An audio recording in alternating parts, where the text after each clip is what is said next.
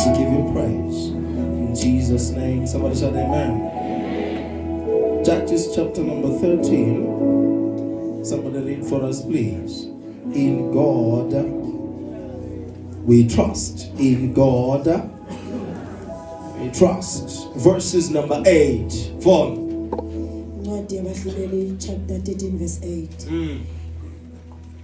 uManowa wayesemncenga uJehova wathi, "O Nkosi, umuntu kaNkulunkulu owamthumayo ake abuyele kithi asifundise ukuthi siyakwenzani kumntwana ozakuzalwa." Verse number 5, 6, 7 and then uphinda number 8. 4. Verse 5. Ngokuba bheka uyakukhulelwa uzale indodana. Yeah. Impuco ayikukuthinta ekhanda layo.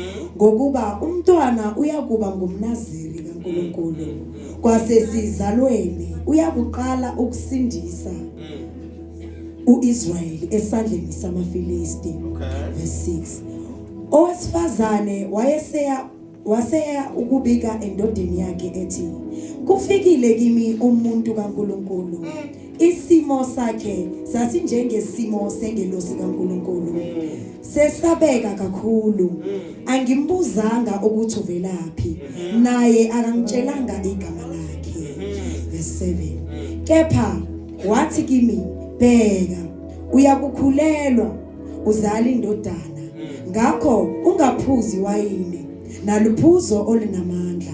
Ungadli lutho olungqolileyo, ngokuba umntwana uyaba ngumNaziri kaNkulunkulu." Verse number 2. Verse 2. Kwakukhona umuntu othile waseSora womndeni wakaDani ogama lakhe lalunguManowa. Umkakhe wayeyinyumba engazali. Verse 3. Ingelosi kaJehova yabonakala kuwesifazane yathi kuye, "Bheka ke uyinyumba awuzali, kepha uyakukhulelwa uzale indodana." Verse 4. Ngalokho ake uxwaye, ungaphuzi wayini naluphuzo olunamandla. Ungadli lutho olungqolileyo. Hallelujah. Mashallah phansi. Sanborn. Sanborn. Welcome to the other side of the year. We praise God for taking us this far, and we praise God for leading us through the course of the year to this level now. We are in month number 7, and in month number 7, we are in the month of encounter, and the month of July is number 7, and the number 7 is a number of perfection. I believe and I know that God brought you this far because He has a lot in store for us. God brought us to this level because He knows we are needed in this level. God brought us here because He knows that we are needed here. Hallelujah. Sifika ngawethu amandla ngapha. Sifike noJehova. Silethwe uJehova. Siholwe uJehova. Sihamba noJehova. Akusiko okwethu uqonda, kodwa uJehova osinikeza amandla ukuthi singafika ngapha kwalonyaka. Baningi abahambile, ningi sebafile, kodwa siyaphila. Baningi abayibulele, kodwa siyaphila. Siyayeke ngokurume sibonge nje ukuvuka. Sibonge nje ukuvuka ngoba kunzima phumzile ukuvuka kulamalanga. Hayi ngoba kuyabanda, ani ngoba Satan uyazi ukuthi the atmosphere has a gap. The atmosphere has a lack of intercession. The atmosphere has lack of worship. Everyone is worried about their health. Everyone is worried about not catching the flu. Everyone is worried about what is going on around the world, but they have forsaken their seats. But what I love about us as the sons of Elohim, ukuthi nje Nkosi yami uNkulunkulu uzohole kwaze kwaba sithi Ebeneza. Uzohole kwaze asikabambi lokho esikufunayo, sakakutholi lokho esikufunayo, kodwa Ebeneza. Hole kwaze kwaba la. Sibambe kwaze kwaba lana. usivikele kwaze kwaba la kalile umsebenzi ke uyowufeza mama kwempilweni zethu yena uqalile futhi uyowufeza ngeke ashiye endleleni ngeke asilahla ngeke asidele labo nathi asidangala sibe lokusimphakamisa nje sithi inkosi yamakhosi inkosi ephilayo uyinkosi enamandla bawuveza abanye onkulunkulu thina sibe siveza yena njengenkosi siphakamisa yena njengenkosi abanye babonga impaka zabo sibonga uJehova abanye babonga igubhu zabo sibonga uJehova abanye babonga otokoloshi babo thina sibonga uJehova abanye babonga amandla wabo thina sibonga uJehova hole kwaze kwaba la uJehova osivikele uJehova osibambe ngesandla uJehova ongavumi nathi uJehova ongavumi nempilo yethu uJehova hayi baba ozosiphakamisa uJehova ngenza ukuthi akunankinga intaba ngenzeka isayakasuka kodwa sikwaziyo izosuka magedi asayakavuleke sikwaziyo azovuleka ya aketanga ezandleni ngenzeka asayakagashuka kodwa siyaza yogashuka silapho esibona uJehova imihwebho yabantu sayizwa baba iyahlaba ngeinalithi emzimbeni kodwa sikwaziyo ukuthi njengoba zihole kwaze kwaba la sokuthi imithandazo yesitha isayakaphenduleka sitha isakaphenduleka ngoba izitha zethu sifuna ngabe sesifile kodwa nje nakula sikhona kanza kwethu ngiya-understand abanye phela banandaba nempilo thina sinayo indaba nempilo ngoba safuna ukuphila khona sengakakwenzi khona sengakwenzi yazi abanye bashilo bathi angesabonakala kodwa ke angazi kunjani bamnje kunjani bamnje let's call baba kunjenje kwenzuba onondaba siyabazi ngosiyami bahambisa final wrong sikhona thina sabanga sikhona menzane silaza asifanga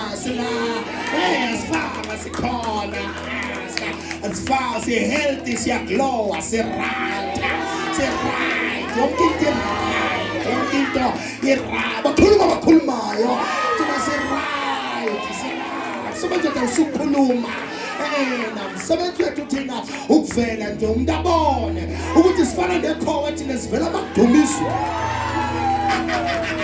sifana namakhowe sivela bakudumiswa sikhona sanibonani in the month of encounter God will give you the job you applied for God will open your doors in this new month God will lift you this month God will lead you this month God will do it this month God will take you through this month God will empower you this month God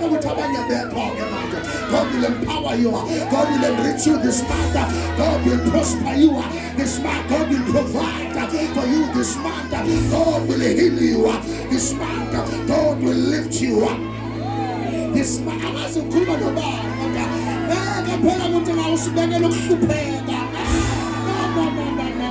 we are on the other side because he wants us here and we will prosper here we will live here we will believe here we will succeed here we will live this side you will be greater than this you will be better than this you will be better than this in the name of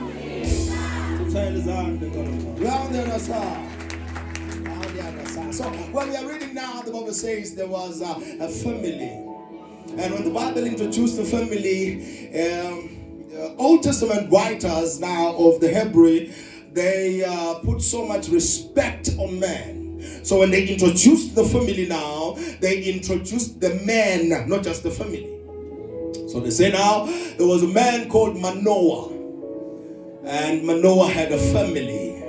But the challenge of Manoah, though married, was they had no offspring. Bashadile kodwa abanangane. Bamthanda uJehova kodwa abanangane. So masibeka ukuthi ikhulume nawe ke uyasonta kodwa there's nothing to show. Baze babuza abantu bathi kanti uphi lo nkulunkulu wawo. But there's nothing So awunayo into ongasho ukuthi ngenze lokho nginalokho ngibambe lokho nayi certificate nayi awuna next and sekuhlekiswa ngawo yabona yazi inhlebo ihambe uzowujwayela kube ungazi uprofeta ukuthi batheni ngoba vele sujwayele ukuthi bantu bathini ngawo so oma no bese bajwayele ukuthi no bangaba nama visitors baba nama visitors awugcina bageka no abangahlangana nabantu banabantu abawubona ama shortcomings wabo so silana nje sihlangene namhlanje kunabanye abantu abalanga phakathi lana indaba yazwe ukuthi noma bangathola iphone call akusi phone call endaba ezimnandi indaba ezingemnandi bahamba nje noJehova kodwa kunento eshodayo basonda kodwa kunento eshodayo bathandaza kodwa kunento eshoda something is missing bahamba noJehova kodwa yashoda lento iBhayibheli lithi uNkulunkulu who is no respecter of men akayange endodeni lithi umfazi wathi asemsimini ngekunina ingelozi kaJehova yathi asengivakashela umama sekuhlekiswe ngayo isikhathi eside angivakashela umama sekhala isikhathi eside ake sengivakashela umama sithela umnyaka feyida kuthiwa nje ingilosi yavakashela umama akazi ukukhuluma nomama obhekane nani kodwa nje ingilosi yathi no asiyindoda okwamanje ake sesivakashela umama lithi bamthole busy ingelosi yakhuluma naye yathi mama ngiyazi ukhathazekile ngiyazi mama solo kwaba nguwe solo washada ingane unayo kodwa ngiphethe indaba ezimnandi lithi wena uzokhulela bekhona abantu kodwa ngikhuluma nabo wena uzokhulelwa futhi uzoba nengane angazi ngikhuluma nobana the angel of time amyethu uthaliwa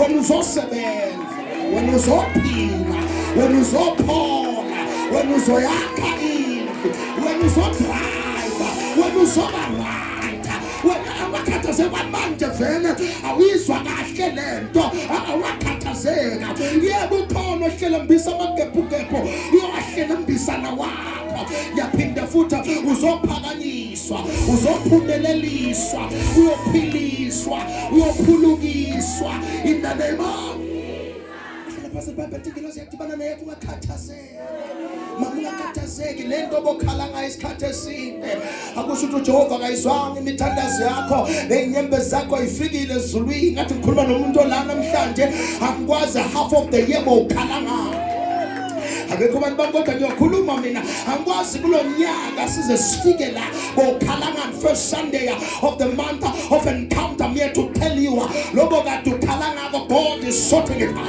lobo kade ukhala ngako God will sort it out lento ikhalelayo lento whatever you've been complaining about God will make a way create a way God will create a collaboration God will bring people no you are in a season of encounter and the Father said don't worry about it I will create something new I will connect you with other people let you so if you need a connection you will be connected if you need participation people to partner with you will come if you need someone who will see you through that will see you through some of you will not need to introduce yourself uJehova uyoba introducer awuyakhona kune introduction yenziwe ngamaso mina ngendaba enesfasi idivine uwakhathazeka abazokhokhela bakhona abazomnaka bakhona angendaba umsebenzi uphelile bathi ubaba uyababeka abantu endleleni abekho abantu babuye beka abantu endleleni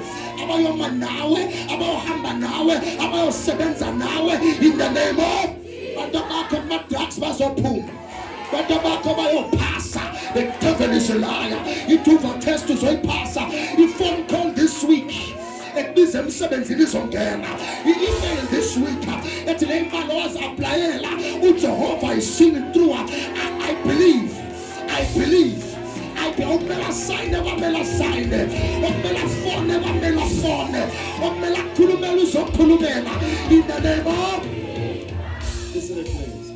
Some of you the only thing you're praying for is change. I'll say it again, some of you the only thing you are praying for is change. Sesithandazela inguquko ushintsho i-understanding i-close abanye bathi i-close some needs change some they need a lot of people ukuthula around them. Ubaba uthi ngakhathazeki yafika ingilosi yathi Manoa mfazi kaManoa ngasakhala kakhulu. I'm here for you. God is here for you. God is here for you. God is here for you. Ukulamba nezingane zakho kodwa uyakhathazeka. God is here for you. Ukujikela umndeni wakho kodwa uyakhathazeka. God is here for you. Ukujikela abangani bakho kodwa God is here for you. Kunzima nganza wathi masushwe na umuntu othandana naye, but God is here for you. Na ungakhathazeka, God is here for you. Bengeke ngilethe namhlanje singeke siyilungise lento. Sizela kuzolungisa yona. Bekho abantu bamhlala sizela kuzolungisa yona. God is here for you. Think about it, Mark.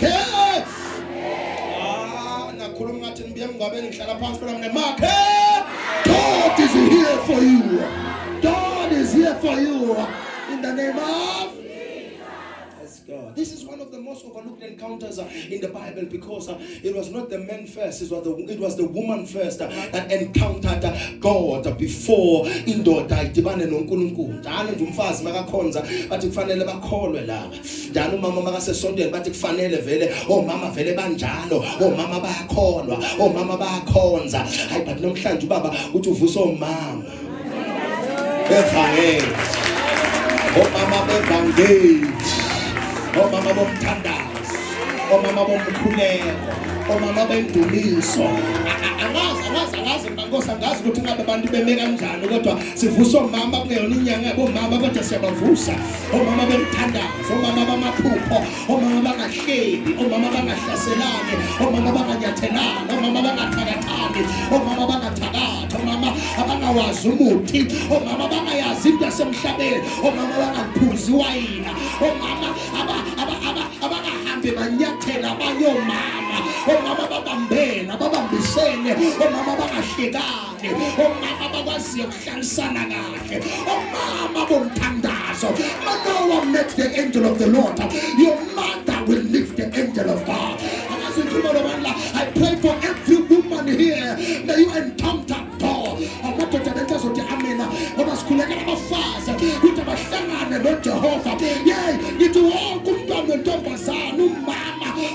You will encounter God.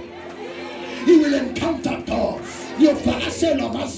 I'm here to declare and declare the season of visitation, the season of influence, the season of impact, the season of influx of information from above. Ukuthi ngabe wena uhlakaniphisa obani batshela mhlangane namazulu mhlangane noJehova memezela imibono evela ezulwini in the name of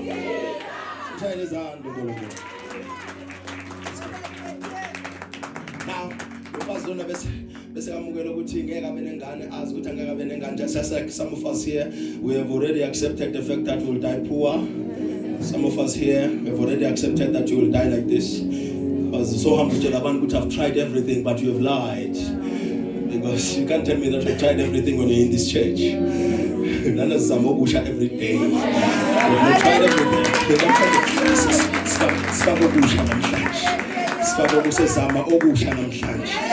Uhlezi ngibatshela abantu vuka uyozama, sonke siyahlupheka, sonke siyacindezelwa, sonke siyahleka, sonke siyanyathelwa, sonke sibukeleka phansi, sonke sinamalungu omndeni nozipho angasizwa, sinabantu abangasifuni Nkosi yami mamsibiya, sinabantu abangasithandi simphiwe, sinabantu abangasizwa nhlanhla. Kodwa into engikhazayo ukuthi siyavuka siyozama, vuka baba uyozama. Sinama-customer ahlasibuka kabi, athatha izinto ngesikoloto angafuna ukubhadala, angafuna ukukhokha, kodwa vuka uyozama. Ukuyozama bhala amaphephe, phuma nayo ifet cook yakho, hamba nayo lento batshela abantu amafeti namagwinya, thatha lento phuma nokwavuka uyozama. Dayisa isikaptini, dayisa inwele, dayisa inzipho, dayisa inkophe, vuka uyozama. Phuma zama ukuzama hlanganisa I stand as your prophet. I speak over your business. It will prosper this season. It must prosper this season in the name of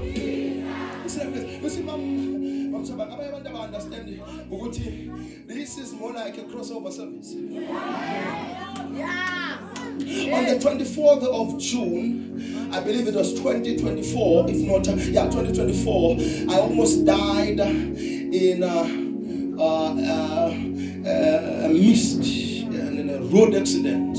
2024. I think it was the 24th or 24th of June.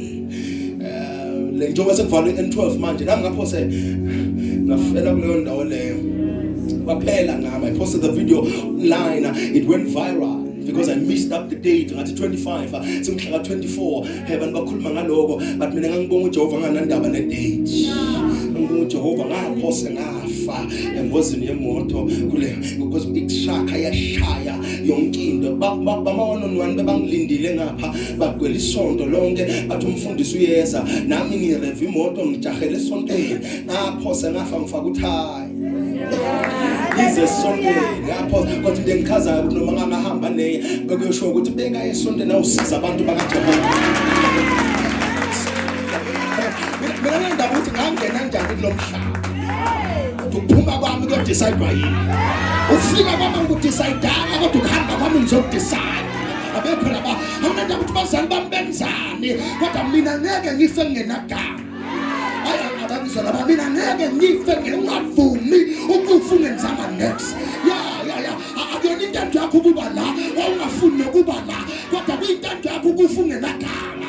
Everyone can make a name for themselves. Everyone can build structures that will have their name. I don't know to come on. My God will give you a purpose that will help you, that will give you a touch amongst humanity. Another kuthiwa nje igama lakho umdodsi abekho ngapha kuthiwa nje umdeshi igama lakho kuthiwa yinto engenamsebenza kuthiwa nothing the devil is a lie. Something new. You see these 7 months or 6 months or 7 months, something new, brand new stuff. Abanye abantu abakwazi ngoba lento sazoba here after today. Now we ask, and Jacob was Jacob until there was encounter. He became Israel. Saul was Saul until an encounter. He became Paul. And was when ubutulindeni, but only in the service. After this service, your narrative will change, your notion will change, your name will change, and as you come on, you will give birth to nations in the name of. So now in this encounter, this is the first time Mama Kize, where God was not responding to a crisis before He brought a person. He was not responding to crisis. He was just bringing someone into the world. That's why Samson didn't know who he was and why he came here up until there was a layout. Jeremiah 1 verse number 5. Ungakazalwa ngangikwazi. uNkulunkulu bekamhlelele bantu endleleni ayohlangana nabo. Inkinga zodibana nazo yonke into obhekane nayo nodibana nayo empilweni ikule timeline kaJehova. Mina ngikhala mama kwami kuthiwa ngihlaselekile angithi angifanga nje ukuthi kuJehova kwabhala ukuthi ngiyodibana nenkinga kodwa ngeke ngife yabekwa indinamba neyi kodwa nanikeza amandla ngaphezulu kwale ndinamba yabekwa iproblem kodwa ngenziwa iproblem kule problem yabekwa ingozi kodwa ngaba ingozi kule ngozi yabekwa inkinga ngaba inkinga phezulu kwale nto uNkulunkulu wayidala lento wayiweya lento wasuthi no for my son to cross over let me give him this. You've got power to cross over, you've got power to move the mountain. If unazazi, I am here to remind you, you can move mountains, you can bend bridges, you can build structure, and also but you're more than what you're facing now. You are more than what you're facing. Please now, Jane Ngabusho logo kwesaba yakwesaba. Ngapha abangizwa ngibelapha ngithi ngaba logo kwesaba yakwesaba. Abathakathi nabo abantu bakhuluma ngawe. Bathe efuna ngathi singahlanganisa imithe strong. Ngaba bazongizwa nabo babahleli phansi bakwesaba. Abakhuluma ngawe bakwesaba. Abahlanganela igama lakho bakwesaba. Bangayiplan into yakho.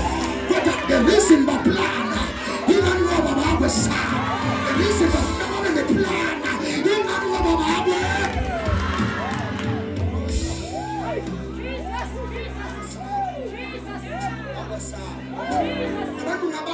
Last month, so about prosper. So let them have done my hands.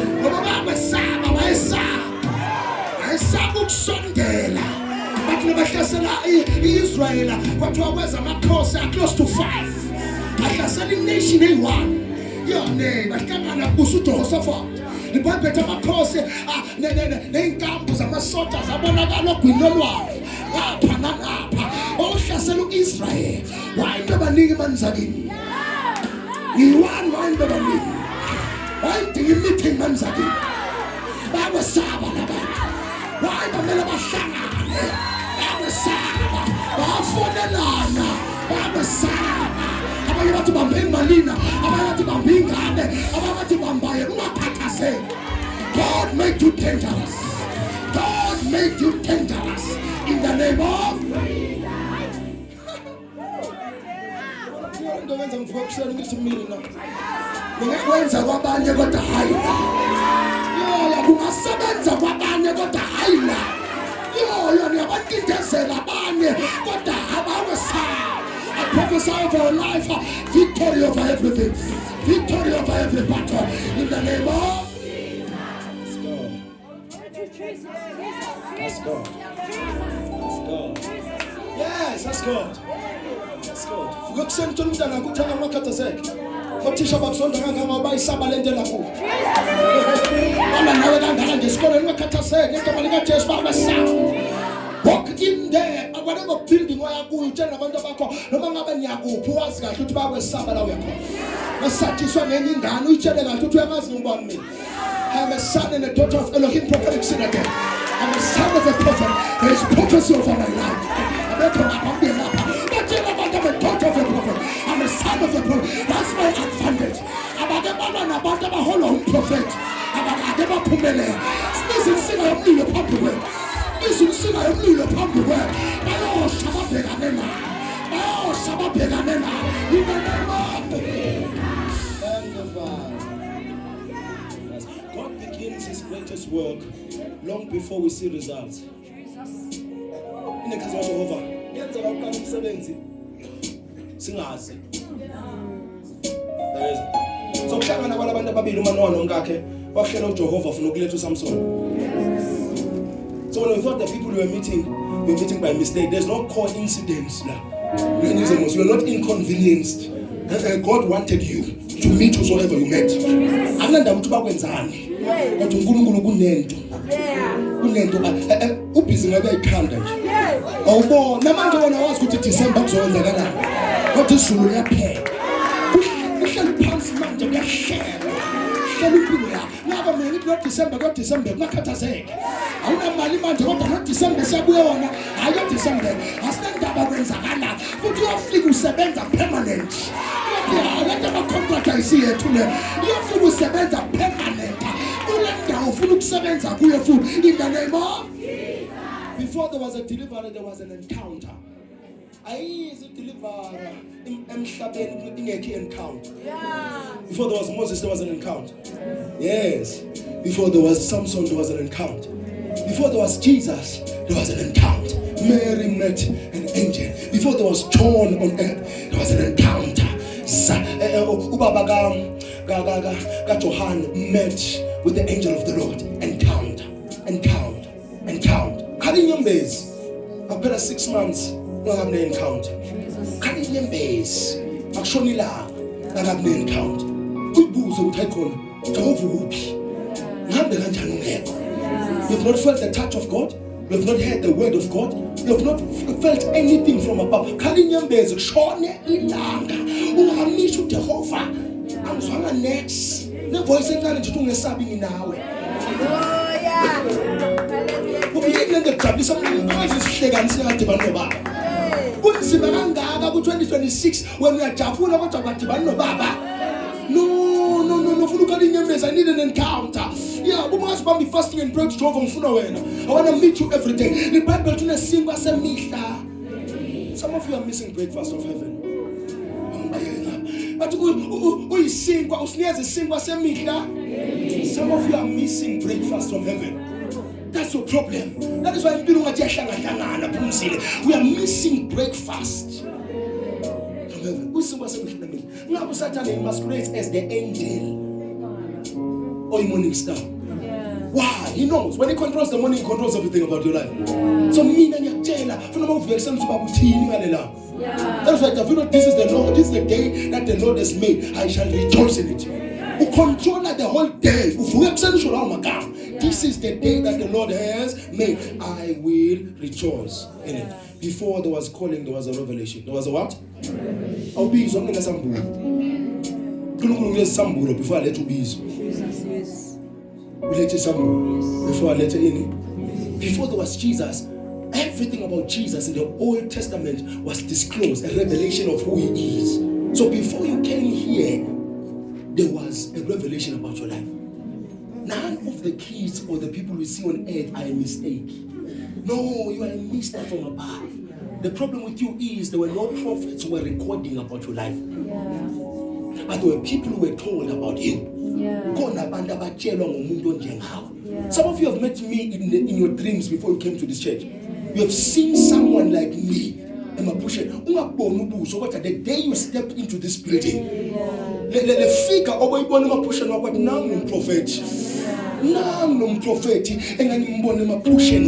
And we have been together ever since that day. Because I have been in your dreamland, not imagination, dreamland as a revelation before I was called to be your pastor. To be your what? To be your pastor. Before there was public ministry, there was private consecration.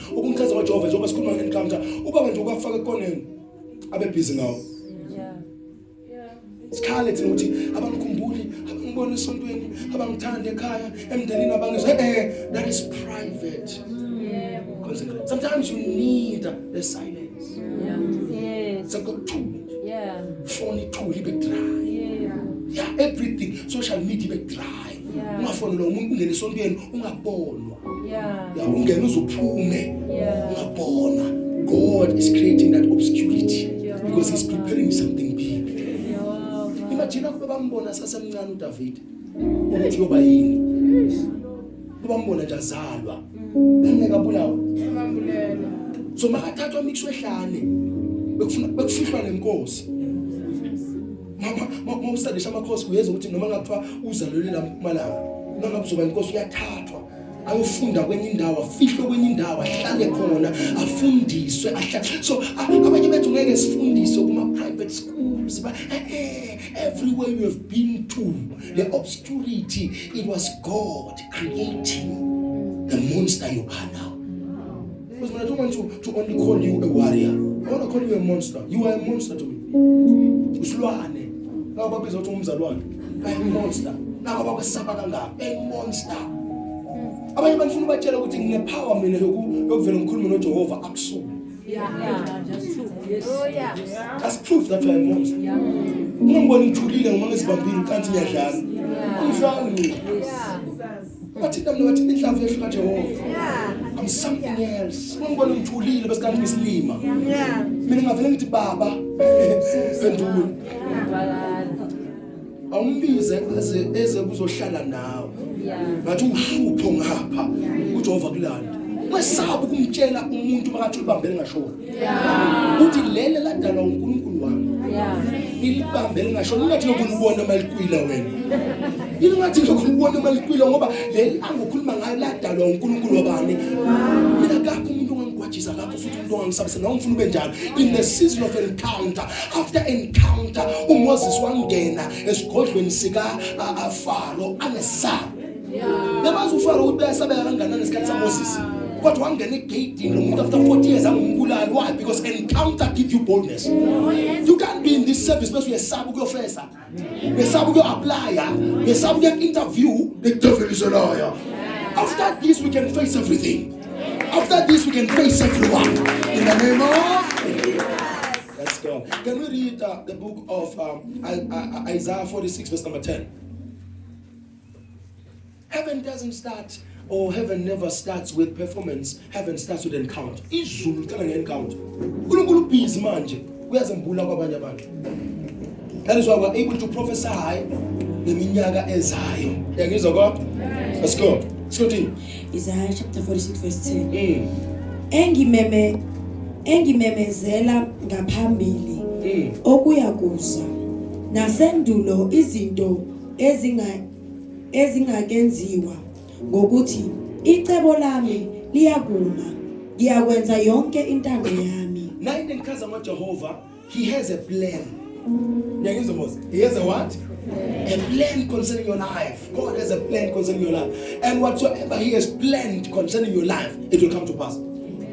No demon from hell can stop what God has planned concerning your life. Noma ngathiwa inyanga strong kanganani. Yabona icebo laJehova livinjwe. Lokho athe uzokwenza uzokwenza ubaba. That's what I'm here to tell you. Uma uyenza yonke lento, ushilo wathi uyenza. Ukhalelani ke wena? Lithi ama plans akawo ngempilo zethu, ma plans asokusubulala.